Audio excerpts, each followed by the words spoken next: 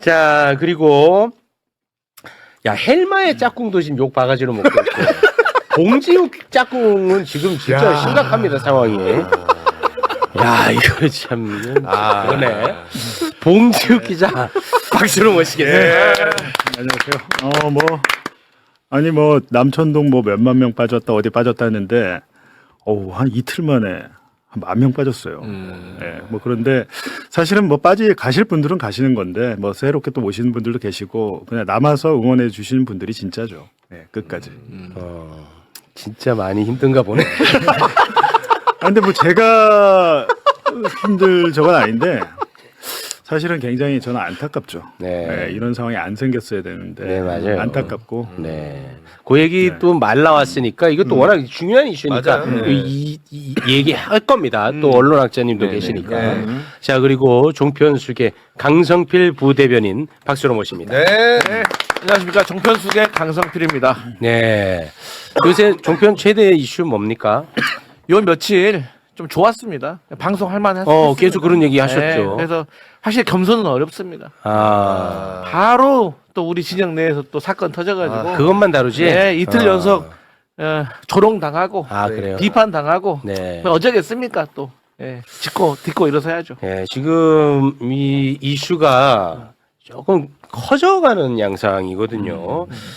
지금 뭐 소위 말하는 그 공소 취소 거래설 소위 지금 어떻게 진행되고 있는지 상황을 일단 좀 정리를 먼저 해주시죠. 그러니까 일단 지난 10일 날 유튜브 방송 김호준의 겸손 흔들다 뉴스공장 있잖아요. 여기에 이제 인수. 인수 전 기자가 이름도 출연해서 몰라.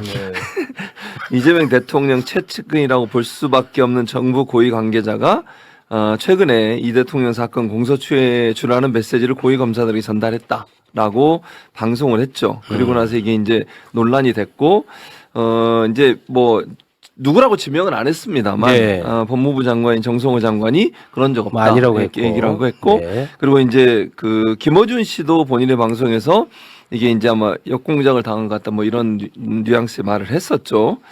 그리고 이제 장 기자는 계속 그 똑같은 그러니까 팩트는 맞다고 계속 주장을 하고 있어요 지금도. 네. 그러나 이제 밝힐 수 없다. 네. 누군지 취재원이 누군지 밝힐 수 없다. 네. 이렇게 얘기하면서 진행이 되고 있는 상황이고 네. 지금 민주당 그 민주파출소라고 하는 가짜뉴스 대응팀에서는 장인수 기자를 고발하겠다 이렇게 지금 밝히고 있고요. 고발했죠? 했죠. 네, 한것 같아요. 네. 네. 그리고 장인수 기자는 그거 관련해서 어제 본인 방송에서 네네. 성실히 대응하겠다. 네, 그렇게 얘기했죠. 그렇게 또 얘기를 네, 하더라고요. 맞아요. 네. 그런 상황이에요.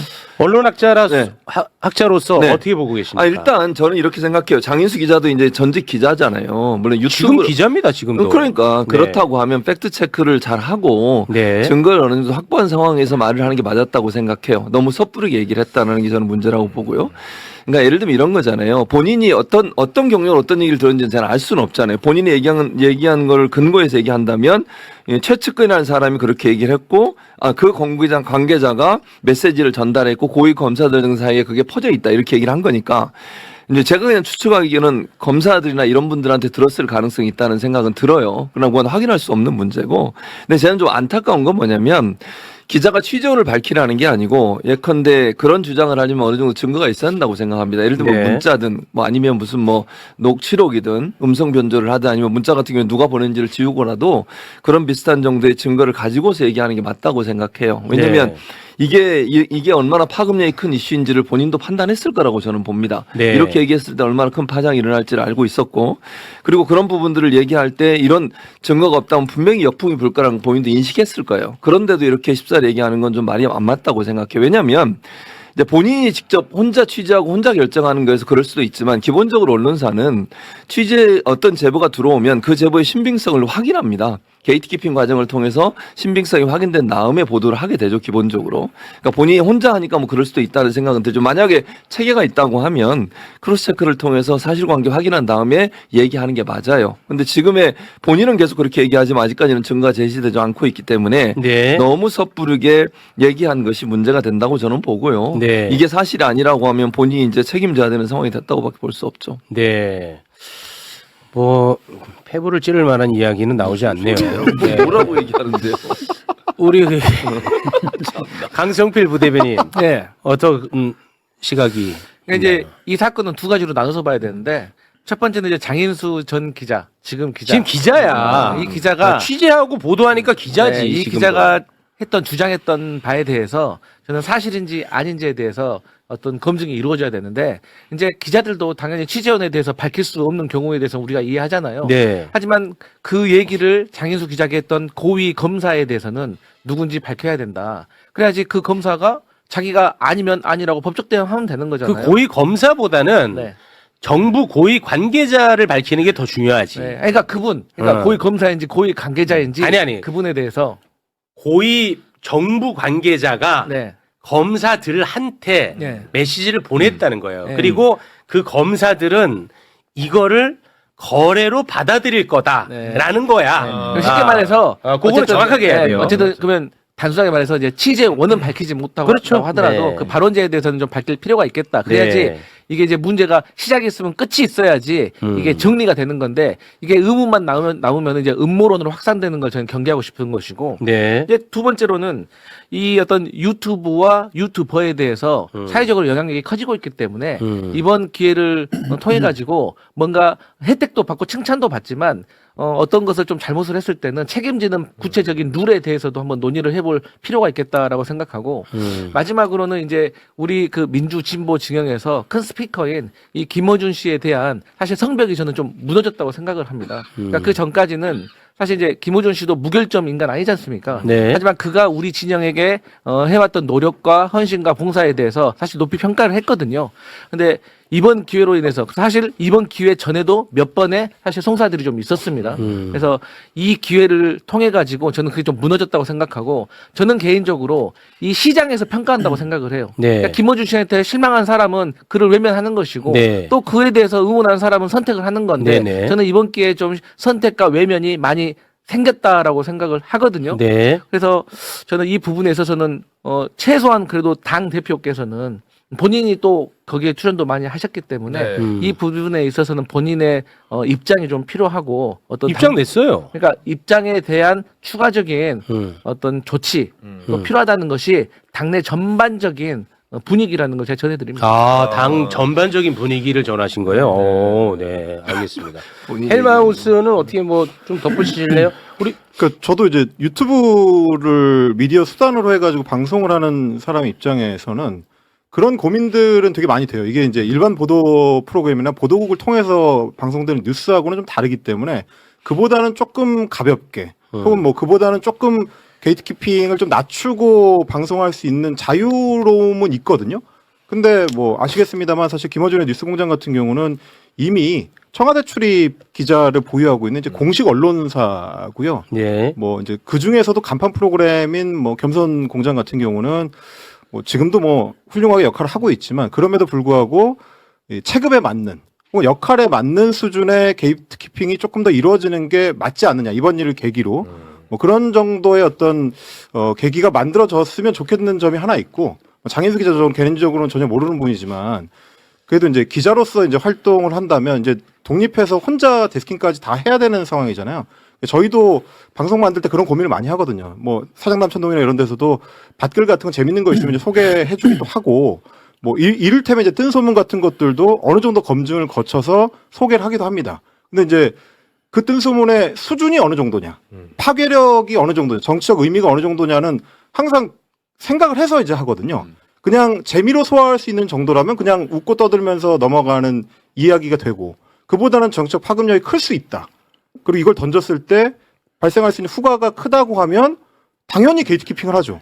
그리고 크로스 체크를 하고 이게 그냥 단순 밖글 수준의 문제인 건지 보도가 나올 건지 조만간 어느 그 보도국을 통해서 이게 검증 거쳐가지고 나올 보도인 건지 저도 다 취재해서 합니다. 밖글이 들어오게 되면 이거 어디 쪽에서 지금 도는 것 같다. 어느 매체에서 준비하고 있는 것 같다. 어느 기자가 이거 쥐고 있다. 사실 다 알거든요. 예. 그 단독 보도라는 게 진짜 생단독은 거의 없어요.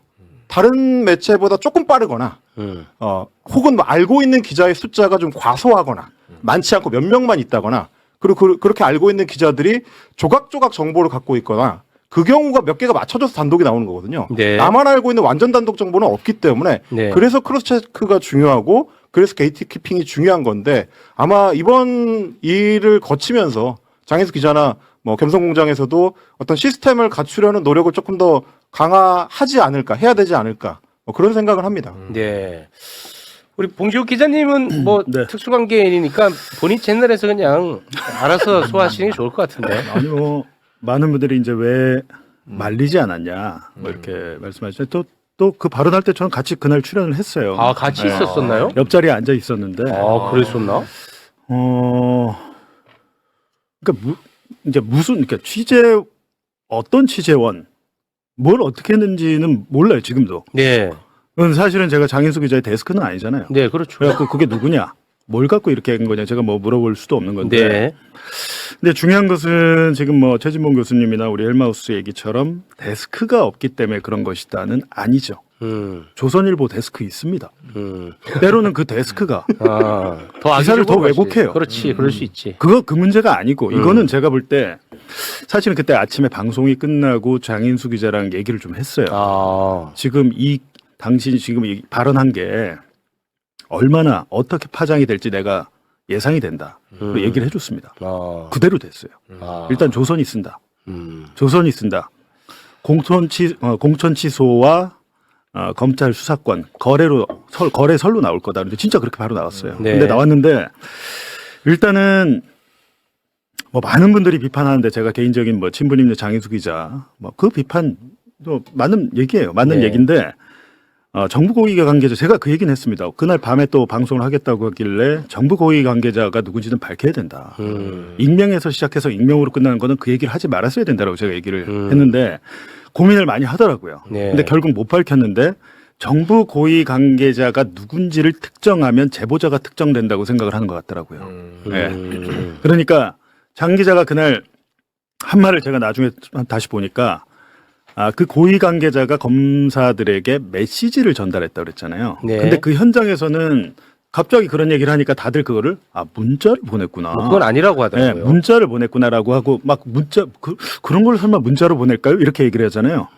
문자 그게 아니라 장 기자가 그렇게 표현한 이유가 제가 보기에는 만나서 얘기했다고 하면 만난 사람 몇 명 안 될 거 아닙니까? 만난 자리에서 그런 것들을 그러니까 제보자보호를 위해서 그렇게 표현한 것 같은데 어찌 됐든 정부 고위 관계자가 누군지를 저는 말을 하는 게 좋겠다고 계속 했는데 본인이 네. 판단한 거고 본인 스스로도 어제 보니까 이렇게까지 파장이 커질 줄 예상을 못했다. 네. 그러니까 본인이 이제 경솔하게 했다라고 인정을 한 거잖아요. 네. 그러니까 비판을 하시는 거는 비판을 달게 봤대. 네. 장인수가 뭐 이재명 대통령을 모함하기 위해서 의도적으로 그랬고 뭐 김어준 뉴스공장과 사전에 알고 짜고 그랬다. 네. 이건 명백하게 네. 네. 허위 사실입니다. 네, 네. 왜냐하면 제가 현장에 있었고 출연자로서 그런 질문지도 없었고 사전에 논의된 바도 없었고 공유된 바도 없었습니다. 네. 네. 그냥 두 가지만 얘기하면 데스킹하면서 조선일보를 예를 들었는데 그건 나쁜 사례죠. 네. 근데 데스킹이라고 제가 정의하는 것은 사실관계 팩트 확인을 얘기하는 거예요. 그러니까 팩트 체크라고 하는 건 최소한 조선일보처럼 그렇게 하라는 게 아니고 기본적으로 어떤 사실에 대한 취재가 들어오면 또는 제보가 들어올 수 있잖아요. 여러 제보들이. 그러면 예를 들어서 그게 사실관계가 맞는지 확인하는 것은 당연히 기자로서 해야 될 일이에요. 제가 드린 말씀은 네네. 그게 어느 정도까지 됐는지를 모르겠어요. 그러니까. 그게 됐을 수도 있고 안 됐을 수도 있는데 이게 있다고 하더라도 내가 다 익명으로 얘기해야 되면 그러니까 말을 하면 안 돼요. 그렇습니다. 왜냐하면 이렇게 공격이 들어오거든. 맞아요. 방어가 안 돼요. 네네. 그렇게 네. 되면. 그래서 네, 말씀인데 어찌됐든 지금 본인이 경솔했다고 얘기를 했고 네. 여기에 대해서 본인이 책임질 것은 책임지고 또 앞으로 뭐 고발을 했으니까 수사를 받을 거 아닙니까? 네. 그 과정에서 소명할 것은 또 소명해 나가고 네. 그렇게 하면 되겠죠. 네. 그 정부 인사를 밝히지 않는 것, 저도 생각이 너무 같습니다. 저는 그거 본질적으로 그게 문제라고 보거든요. 그럼 밝힐 수 없다? 그러면 안 해야지. 맞아요. 예, 나도 그게 본질이라고 봐요. 예. 그래서 그래서 지금 문제는 이게 터지고 나서 이걸 가지고 정치적으로 공격이 들어오다 보니까 제가 이제 오전에 TBS 라디오 하다 그 검찰개혁 자문위원 최다은 변호사가 나왔는데 이제 막 보안 수사권을 이야기하기 시작했대요. 여태까지 안 한 거죠. 검찰개혁 자문단에서. 그리고 그 자문단 위원장 사퇴하셨잖아요. 박찬웅 교수. 네, 사퇴하고 했는데 네. 어찌됐든 지금 보안 수사권을 논의해서 공수처 뭐 설치법이나 이런 걸 같이 하고 보안 사건을 다음에 한다는 게 지금 법무부의 생각인 것 같은데 이게 엇박자가 납니다. 안 맞아요. 사람들이 생각하는 건 보안 수사권 주냐 안 주냐 요거만 관심이 있지. 맞습니다. 디테일하게는 그게 관심이 없는데 이제 논의를 뭐 시작한다고 그러는데 문제는 그 거래설이 터지고 나서 모든 게 중단됐다고 합니다. 이게 더 문제죠, 사실은. 이게 어찌됐든 논의가 돼가지고 합의가 돼서 어떻게 처리가 돼야 될 텐데. 그거랑 무슨 관련이 있어요? 위원장 사퇴하셨죠. 예. 그리고 갑자기 그게 터지니까 다들 이게 뭐야 이러고 있는 거죠, 거기도. 그러니까 굉장히 혼돈 속에 있다. 그거랑 무슨 내도. 관련이 있어? 그거는 너무 말도 안 된다. 근데 대중들은 모든 걸 다 그렇게 깊게 보고 판단하시는 분도 있지만 그렇지 않은 분들도 있기 때문에 분위기가 침체되는 건 마찬가지고 말씀하셨던 것처럼 당장에 이제 민주당의 이제 공치 모임과 관련해 가지고도 또 이제 여러 가지 비판이 나오고 앞으로 거기서 하는 어떤 결정이나 논의들이 다 이제 좀 이상하게 좀 받아들일 수 있는 그런 위험과 우려가 생겼다는 그런 걱정이 있는 거죠. 그러니까 가장 큰 문제는 뭐냐면요. 지금 국정조사를 하잖아요. 3월 말부터. 4월부터 지금 하겠다고. 7개 사건에 대해서. 그중에 4개가 이재명 대통령 사건인데 네. 조작 제가 수사로. 계속 말씀드리지만 대북 송금 사건은 이 정도 증거 나오면 공소 취소해야 되는데 네. 이런 논란이 터져버리니까 지금 하기가 어려운 상황이 됐고 지금 정성호 장관이 보니까 도어 스태핑에서 개별 사건에 대해서 할 그런 생각도 생각이 없다. 없다라고 말. 네. 이게 완전히 좀 그러니까 국정조사를 해서 거기서 만약에 증인이 제가 오늘 그 말씀 드리려고 온 겁니다. 불법 조작 수사 증거와 증인이 나오면 검찰이 여태까지 별로 하지 않았다고 해서 공소 취소하는 게 어렵습니까? 나는 그게 이해가 안 가요. 재판부도 공소기각 네. 잘 안 해요. 근데 하잖아요. 아니, 저는 진짜 그게 본질적으로 궁금증이에요. 그래서 어제 그것도 법무부 관계자한테 네. 물어봤었거든요. 근데 저는 아무튼 그 의문점이 해결이 안 됩니다. 아니 그러니까 이제 문제는 아까 얘기했던 거예요. 장인수 기자가 조금만 주의해서 생각해서 했다면 이런 얘기를 안 했다면 이런 문제가 발생하지 않았을 수도 있다는 거죠. 그게 파장이 커져가지고 국민의힘에 공격을 해야 되고 이러니까 어떤 행동을 해도 이제 그것과 연관시켜서 얘기를 할 거예요.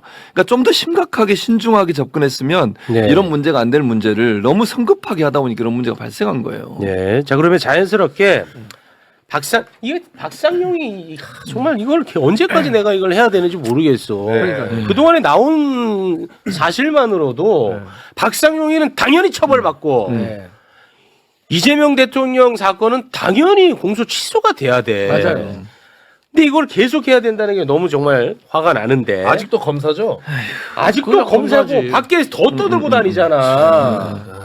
연어 술파티 의혹이 제기되자 수원지검에서 2024년에 공식 입장을 낸 적이 있어. 막 연어 술파티 의혹 막 벌어졌을 때 우리가 맨날 방송에서 막 네. 떠들 때 수원지검에서 반박 입장을 냈었다고. 네. 그거 간략하게 소개를 좀 한번 해주실까요? 네. 검찰 청사에 술이 반입된 사실이 없다. 음주 자체가 물리적으로 불가능하다고 주장을 했고요. 두 번째로 쌍방울 관계자가 음식조차 반입한 사실이 없다라고 주장을 했고요. 음주 장소로 언급된 검사실은 식사 장소로 사용된 적이 없다고 주장을 했고 교도관 38명을 전수조사한 결과 음주는 불가능하며 외부 음식을 제공한 사실도 없다는 진술을 확보했다고 주장을 했습니다. 요렇게 이제 반박했거든. 24년에 네, 그런데 이제 정권이 바뀌고 이재명 정부의 법무부에서 특별 점검을 했죠. 네. 그 문건 이거 보면 이거 다 거짓말처럼 보입니다. 문건 소개 부탁드리겠습니다. 2023년 10월 29일 출정 당시 수용자에게 어떤 도시락이 제공되었나라고 물어봤어요. 법무부에서. 그랬더니 교도관이 이제 말을 답변합니다. 합니다. 저녁은 육회, 초밥이 들어있는 도시락을 지급했습니다.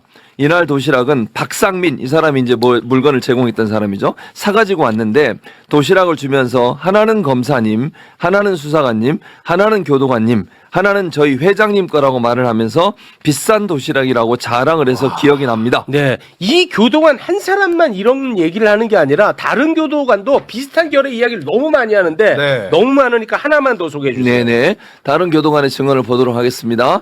김성태를 수발한 박상웅, 박상민 아까 나왔죠. 박상민이 외부 음식을 사왔다. 커피를 주로 테이크아웃해서 사왔다. 도시락은 아니고 영상 녹화실 탁자에서 주전부리처럼 먹을 수 있는 것을 주로 사왔다. 이렇게 얘기했습니다. 자, 그러면 박상용이가 당시에 몰랐을까? 이런 일이 벌어지니까 박상용이랑 교도관이랑 심하게 충돌했다는 얘기까지 있어. 네, 그분은 퇴직을 했는데요. 퇴직한 문모 계장이 박상용 검사하고 붙었습니다. 싸웠다는 거죠.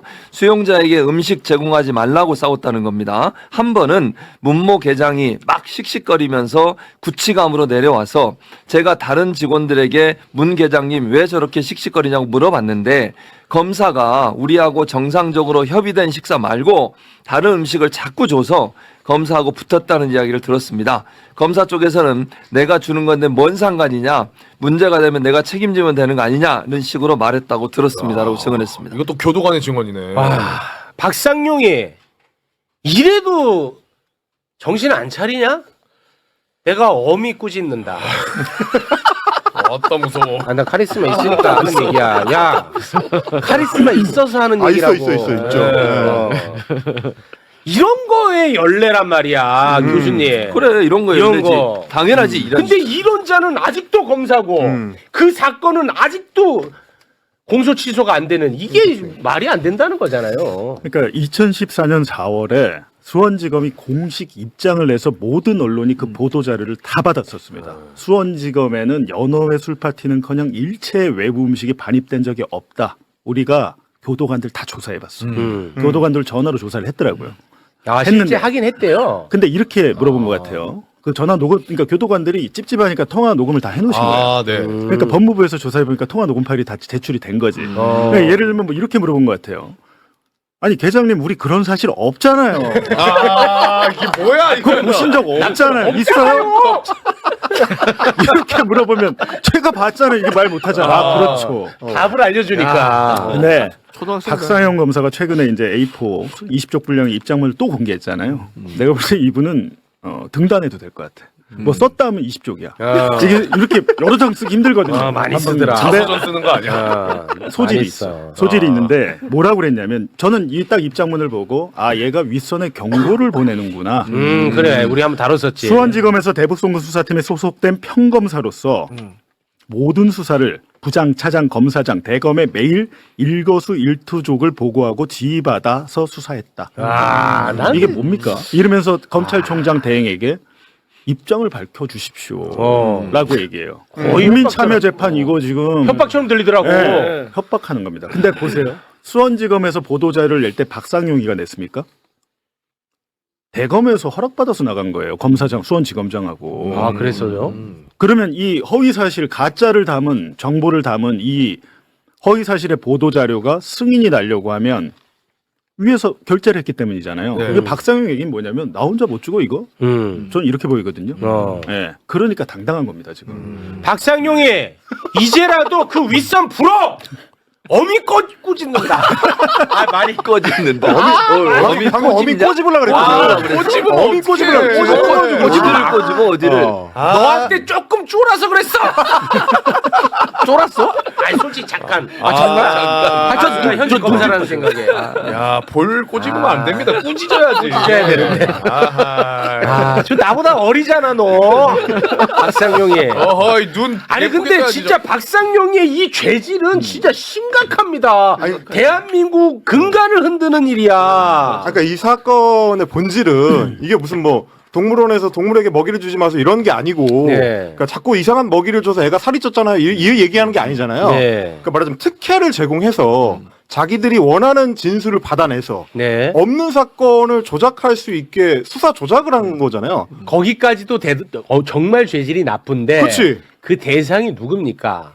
지금 현직 대통령이잖아. 그러니까 차기 유력 정치인이잖아. 차기 대권 주자잖아. 그렇죠. 그러니까 이게 결국은 정치 검찰이 네. 정치적인 개입을 하기 위해서 사건을 조작해낸 사건이잖아요. 그러니까 정권이 바뀌었으니까 뭐 여러 얘기가 나오고 있습니다만 이 부분은 법무부에서 감사한 거에 맞춰서 뭐 재판도 진행하고 뭐 감찰도 진행을 하고 어떻게든지 좀 뿌리를 뽑아내야지만 그 다음 단계로 좀 넘어갈 수 있는 문제다. 네. 이게 곧 이제 검찰 개혁하고 이제 직접 연결되는 이제 사안이니까 이 부분을 우리가 잘 봐야 된다는 거죠. 그러니까 아니 박상용이 그만 보자 이제. 충분히 봤다. 그러니까 사람을 처벌을 해야 돼. 사람을. 그렇지. 박상용이를 처벌을 해야 돼. 처벌해야 돼. 그것도 그건데 근데 지금 수사하고 이 정도 있어. 되면 공소 취소하면 돼요. 이걸 왜 국정조사하는지 모르겠는데 그래 국정조사를 했어. 그럼 이 교도관들이 나올 거 아닙니까? 그럼 전 국민 앞에서 이야기를 할 거 아니에요. 네. 그러면 국회는 그걸 가지고 또 네. 법무부에 뭐 보냅니까? 또 특검을 해요? 계속 도돌이표예요. 아니, 뭐 어느 순간에는 끝내야 되는데 만약에 이번 국정조사에서 대북 송금 사건에 이런 교도관들의 주요 증언 나오잖아요. 국회는 법무부에 의견서를 보내야 됩니다. 네. 공소 취소하라고. 뭐 여론 네. 환기 차원에서 또 뭐 하는 것도 있을 수 있으니까. 그리고 국정조사 하면 이제 여론이- 모든 언론에서 다룹니다. 그러니까 근데 여론이- 지금은 다루질 않아요. 지금 다루질 않아요. 아니 그것도 그런데 어. 박상용이 제일 걱정한 건 뭐냐면 국민 참여 재판입니다. 이건 네. 박상용만 걱정한 게 아니라 네. 검찰이 걱정하는 거예요. 네. 국민 참여 재판을 딱 해봤더니 야 이화영이 얘기한 연호회 술파티 진술 세미나 뭐 특혜 뭐 다 맞네, 다 맞네. 라고 되면 어떻게 됩니까? 이화영은 위증으로 지금 재판받고 있잖아요. 국회에서 내가 거짓말했다고. 연호회 술파티 너 거짓말이지. 국민의힘이 저 수사를 한 거 아닙니까? 맞습니다. 그걸로 봤는데 그게 무죄가 나와요. 네. 그 전모가 밝혀져. 네. 그러면 법원에서 판단한 거잖아. 1심 판단을. 네. 그럼 그걸 가지고 검찰은 공소 취소할 수밖에 없는 상황이 오겠죠. 그거. 그렇죠, 네, 그거는. 그걸 제일 두려워하는 거예요. 그렇겠죠. 그 상황을. 네. 거기에 그 배심원에 네. 장해찬이 앉아 있어도 박상용 편 못 듭니다. 아니 진짜로. 아니 못 들어. 아니 이게 명백하잖아 임마. 웃음이 나오냐 이 자식아. 나 이거 보면 진짜 억장이 무너져 억장이. 박상용이 때문에. 장해찬이 배심원 그 회의할 때 적극적으로 설득할 것 같아. 이건 유죄다. 아 이거는 뭐 힘이 너무 많이 나왔다니까 너무 많이. 그렇지. 그래서 이거를 지금 서울고검이 수사를 하고 있어요. 내가 그것도 어제 법무부 관계자한테 물어봤어. 근데 이상하게 그 속도가 나랑 안 맞더라고. 아니 저도 어제 감수성이. 최우 진행자가 조상호 보좌한테 물어보시더라고. 길을 쫑긋 세우고 봤어. 근데 저기 빨리 나와야 된다. 그래서 근데 이제 어떻게 들었어? 얘기해봐. 나 좀 궁금하다. 답답한 게 어. 이게 뭐 공수처가 조금 부족하니까 어. 싹 다 시키면서 떠먹여 줄 수 있을 만큼 다 이렇게 해가지고 넘기겠다. 이거 동의가 돼? 나는 그래서 나는 참. 내가 너무 무식한가?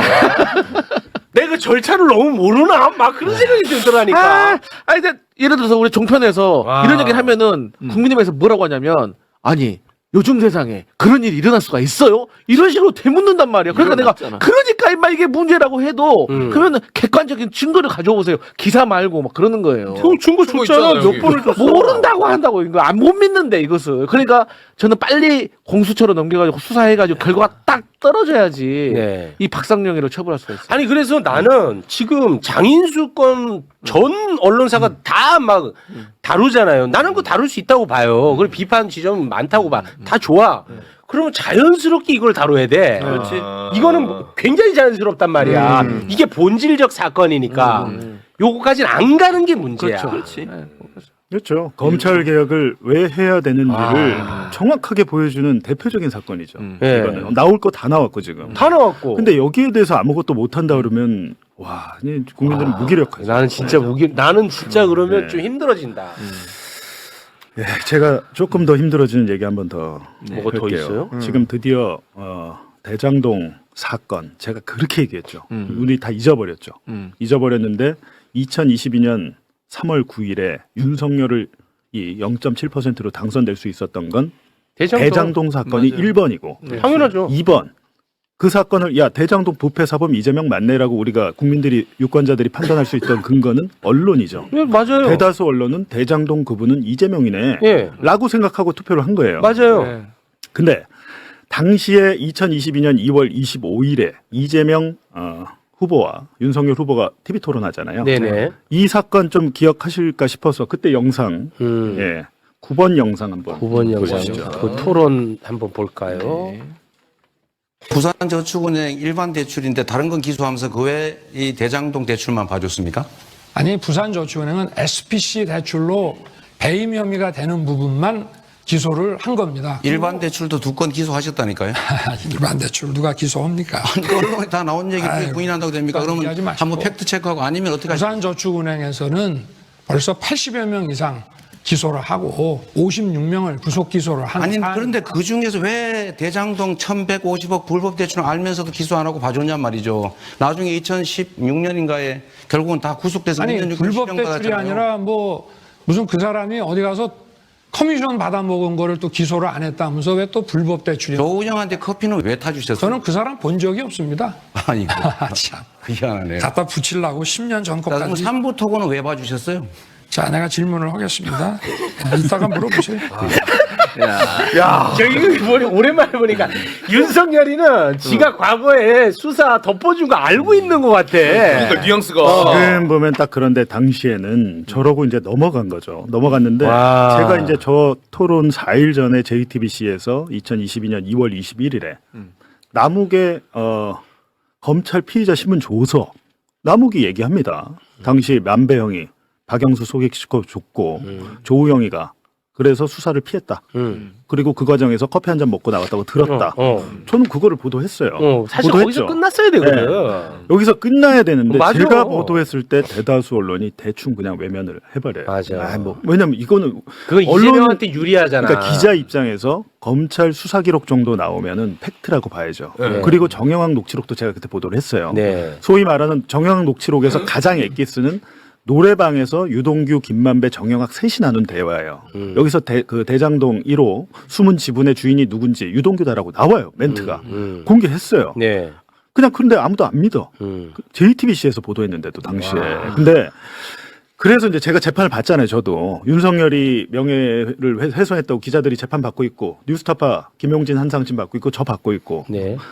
받고 있는데 저희 재판을 하다가 여러 가지가 나와요. 여태까지 뭐가 나왔냐면 윤석열 주인검사가 2011년 대검 중수부 주인검사 저축은행 수사를 총괄하는 사람이 실무 책임자. 조우영이는 지금 수사 대상 아니었다라고 계속 얘기하잖아요. 이게 아무것도 아닌 참고인이었어. 윤석열 손으로 조우영이를 출국 금지시킨 게 나왔어요. 출국 금지 요청서가 윤석열 도장 찍힌 게 재판에서 나왔어요. 참고로 그 조우영이가 브로커입니다. 네. 네. 대장동 이제 대출을 끌어다주고 커미션 10억 3천만 원 받았다는 건데 네. 그게 이제 최초에 하나 나왔고 두 번째는 뭐가 나왔냐면 얘가 변호사비를 박영수한테 특검 1억 5천만 원을 줬습니다. 변호사비를 조우영이가 나 이 박영수한테 사건과 1억 5천. 아무 관계 없는데 괜히 변호사를 선임해. 대검 중수부장 출신을 1억 5천을 줬어요. 그 중에 5천은 성공 보수로 돼 있습니다. 계약서에. 무엇에 대한 성공일까요?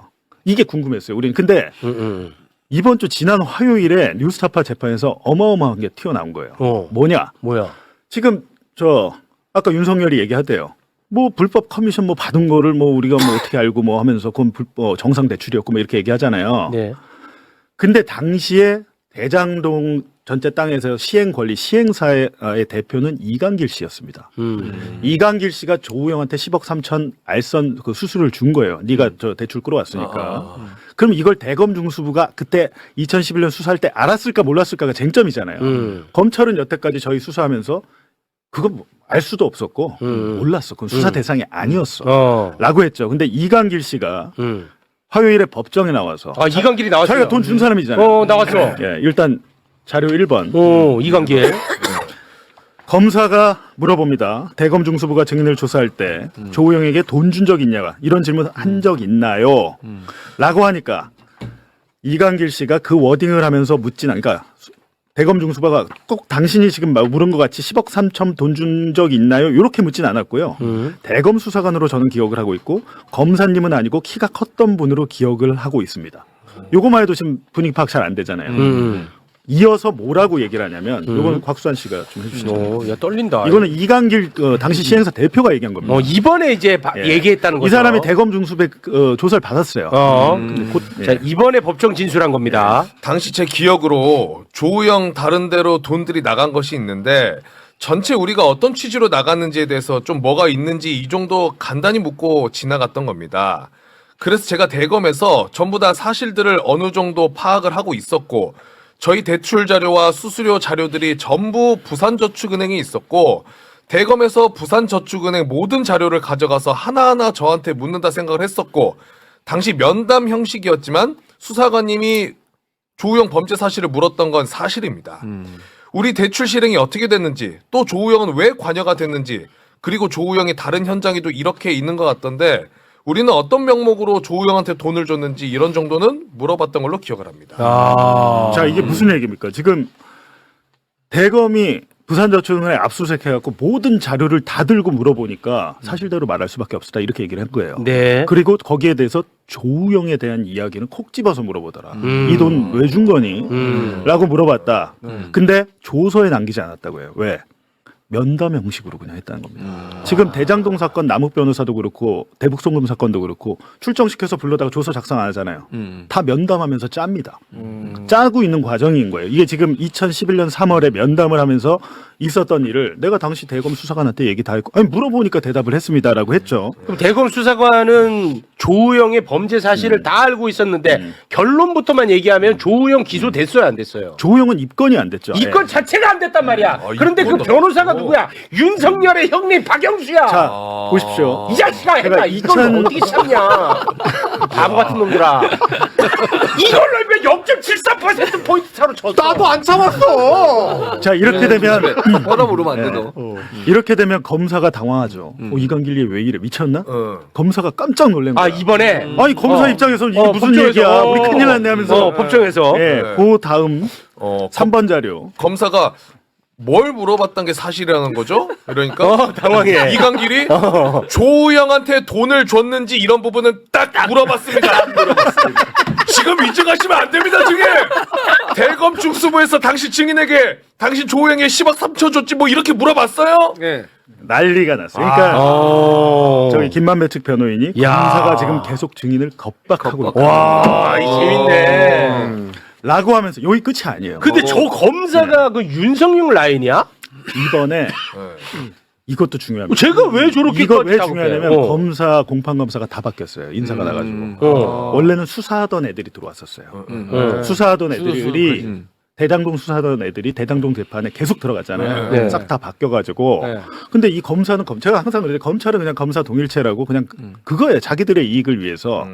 그러니까 이 검사도 야 얘 이렇게 얘기하면 우리 큰일 난대. 딱 관련이 없는데 얘는 대장. 수사 검사 아닙니다. 근데 왜 저렇게까지 해? 같은 왜냐하면 검찰의 공사니까. 공소 사실을 정면으로 부정하는 뒤집힐 수 있는 얘기를 하고 있기 때문에 저렇게 물어본 건데 여기서 끝났으면 신고할 뻔했는데 보니까 대박이네 오늘. 2011년 3월에 수사가 대검 수사관이 불러다가 야 조우영이 돈 준 거 얘기 다 자백 다 했죠. 했댔잖아. 하고 나서 수사관이 또 얘기를 한 거예요.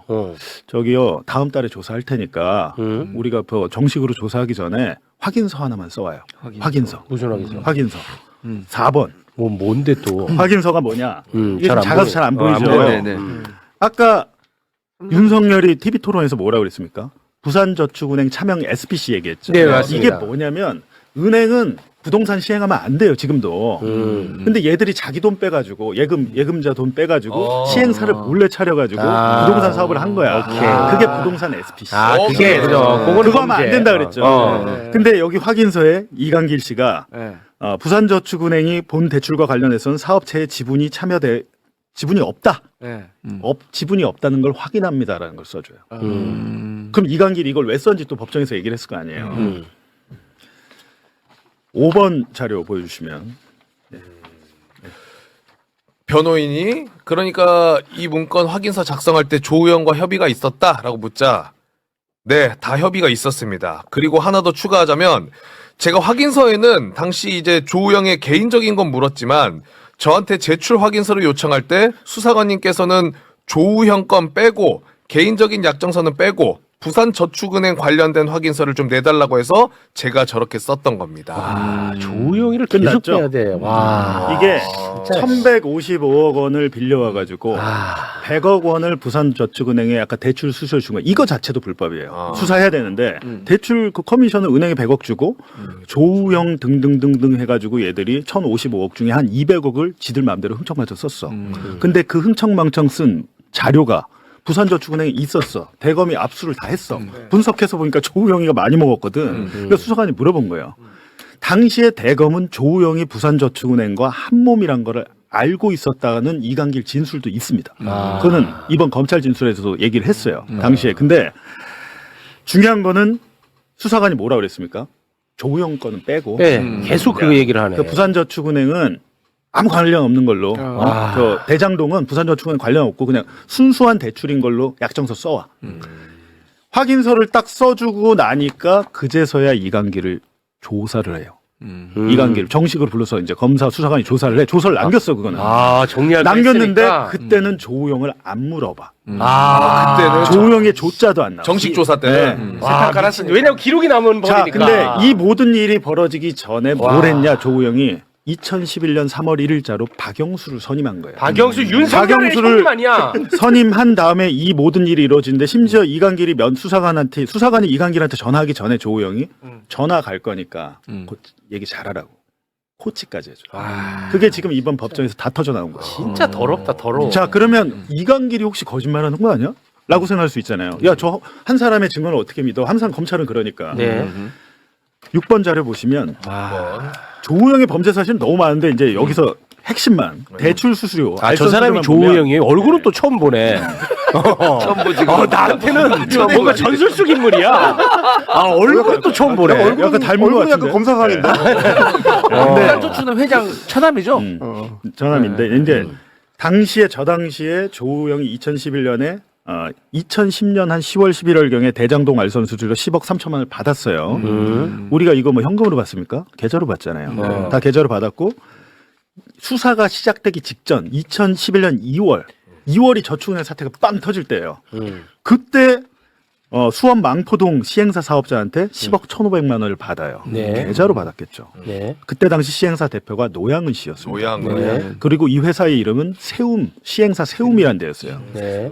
이 세움은 당시에 대검 중수부가 수사 결과 발표할 때 수사 대상 리스트에 포함됐던 회사예요. 그러면 세움의 모든 계좌를 봤을 거 아니에요. 모든 계좌를 봤는데 저축은행에서 받은 돈 70억 중에 10억 1,500만 원을 조우영한테 계좌이체를 쏴줘. 받겠지. 그 기록이 있죠. 뭐 있겠지. 있죠. 여태까지 전 심증만 있었고 제가 증거가 없었는데 증거 나왔어? 이거에 대해서 7번 자료 이거 한번 읽어주시죠. 이강기 씨가 재판에서 노양은 회장님도 저한테 당시에 뭐라고 했었냐면 전화상으로 조우영한테 준 걸 대검에서 유선상으로 물어봤는데 너는 어땠냐라고 물어봐서 저한테는 상세히 묻지 않고 총괄적으로 물어봐서 간단하게 대답하고 저는 끝났다. 뭐 이런 대화도 하고 노양은 회장님도 자기도 그럼 조사 받아야 되는지 이런 것들을 저한테 확인하기도 했다. 이 얘기가 뭐냐면 노양은이 회사 자체가 이권이 됐기 때문에 불법 저축 부산의 저축 돈이 원래는 조우영 회사에 있던 걸 빼준 거예요 글로. 근데 어찌됐든 노양은한테 대검에서 야 조우영한테 이거 왜 줬냐고 물어본 거예요. 10억 1,500만 원을. 이런데도 몰랐다고 합니까? 그리고 당시에 조우영은 그러니까 브로커가 아니고요. 정확히는 조우영은 부산저축은행의 뭐랄까 황태자 같은 존재였던 거예요. 지금 최강욱 의원 살고 있는 집이 있어요. 용인에. 그거 조우영이 지은 겁니다. 이 최강욱 최강욱 의원 또 이거 또 이거 또 이거 왜 그래? 왜 그런 얘기는 하지 마. 최강욱 의원이 지은 그 최강욱 의원은 짓지 않았지. 빌라가 용인에 있는 빌라가 빌라가. 당시에 부산저축은행이 빌라. 차명 SPC로 지은 곳이에요. 빌라, 최강욱 빌라. 의원은 그래서 조우영을 잘합니다. 내가 물어봤는데 조우영이가 박영수를 선임하기 전에 이 정도 이분 쓰면은 자기 살 수 있냐고 물어봤대요. 최하고는 최강욱 의원 저희 재판에 증인으로 부르려고 그래요. 그래서 네. 그러니까 잘 보세요. 부산저축은행이 불법적으로 운영한 사업장의 대표도 했지. 대출 알선 수수료 불법 주소서 수십억을 받았지. 심지어는 일부 사업장에서는 대출금을 빼돌려가지고 배임 혐의까지 있었어요. 이 수많은 범죄 혐의를 아무것도 몰랐다고 얘는 수사 대상 아니었다 이랬는데 이번에 용코로 걸린 거죠. 그러니까 진짜 이거 검찰이 너무 썩었어. 그렇지. 맞아. 윤석열의 형 하나 딱 변호사로 선임하니까 이게 이렇게 된 걸 거 아니야. 그리고 그렇지. 저는 더 놀라운 게 뭔지 아세요? 윤석열 이씨. 화요일 재판에 제 재판 아니까 저는 안 갔고 이제 김용진 한상진 기자 피고인으로 있고 기자단에서 대표가 와가지고 재판을 다 워딩을 치잖아요. 그리고 네. 기자단에 공유하죠. 기사가 한 줄도 안 나왔어요. 이렇게 중요한 건데 네. 나는 지금 처음 듣거든. 기사가 한 줄도 안 나왔어요. 전 이게 더 쇼킹한데 우리는 지금 검찰 개혁만 일단은 이게 중요하니까 얘기하는데 네. 검찰이 힘을 갖는 거는 검사가 스스로 힘을 못 갖습니다. 윤석열 한동훈이 언론과 얼마나 친했습니까? 그게 핵심이지. 언론 플레이를 해가면서 사건을 만들어가는 맞아요. 거거든요. 네. 근데 결국에는 이거 언론 개혁으로 이어져야 될 텐데 검찰 개혁도 힘든 상황이니까 제가 그렇지만 현재도 이 정도 워딩이 나왔으면 서로 쓰고 난리가 나야 되는데 기자들이 거의 오지도 않아요 이제는. 그러니까. 관심이 없어. 근데 그나마 그 재판 풀 워딩 녹취록이 있는데도 한 줄도 안 써요. 한 줄도 안 그냥 써. 영화 내부자네.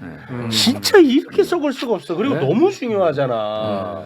왜냐하면 대한민국이 대장동 대선을 치른 나라야. 그렇지. 그런데 이게 한 줄도 안 쓴대. 내용 한 자체를 줄 쓴 사람이 있네. 누구? 뉴스타파. 아, 혼자 썼는데 자 보십시오. 근데 만약에 이런 매부쇼 같은 채널이 없으면 제가 어디 가서 이 얘기를 하겠어요.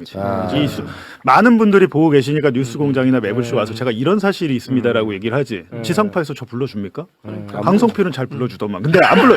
강성필 가서 이거 얘기하란 말이야. 강성필 이런 거 안 들고 아 이거 자료 다 줄 테니까 좀. 이런 거 얘기 안 해, 강성필은. 제가 자꾸 말하잖아요. 물어봐야 돼. 이게 완전 조우영이네. 아니 조우영도 저한테 대장동은 안 물어봤어요 이러더라고.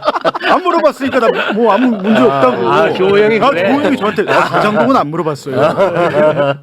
제가 왜 안 물어봤는지 그 앞단의 상황이 지금 이 폭로가 나온 거죠. 이런 얘기를 같이 언론에서 다뤄준다. 당연하지. 그러면 인정. 그렇지. 어. 이게 안 돼. 언론 그런데 개혁해야지. 장인수에서 딱 끝나. 이게 다 연결되는 이야기잖아. 이게. 사실은 이게 뿌리죠 오히려. 이게 이제 본질이고. 근데 이 내용 자체를 아예 모를 가능성도 있을 것 같은데. 아니 지금 모르려고 하는 거지. 옛날 같았어 봐라. 지금이 대장동 대선 기간이면은 뭐 요 한자 갖고 뭐 난리 쳤잖아. 그러니까 2022년 대선 때 많은 언론이 윤석열 대선 후보 검증에 대해서 제대로 했다면 그렇지. 이런 비극이 진짜 맞아. 뭐 계엄이고 뭐고 안 일어났을 것 같습니다. 맞습니다. 네. 그러니까 언론도 공범이에요, 사실은. 네. 지금 이 상황이. 근데 왜 이걸 다루는데 왜 조불쇼야? 아니 왜? 왜 이걸 다루는데 왜 또 조불쇼야? 조우영 때문에 그런 거 아니야? 조우영 때문에? 아, 그래? 조우영의 불타는 쇼. 조우영 때문에 그래. 알겠습니다. 자, 그러면 두 분 다 가셔야 되죠. 저는 근데 왜 부른 거예요 그러면? 야, 좋았잖아, 오늘. 광고 했잖아. 야, 좋았잖아. 광고. 말 뒤에서 이상하게 하네. 그러더라. 정치 평론을 할 수 있게 해줘야지. 뭐 하는 거야? 유헬마 마 라이브. 헬마 라이브입니다.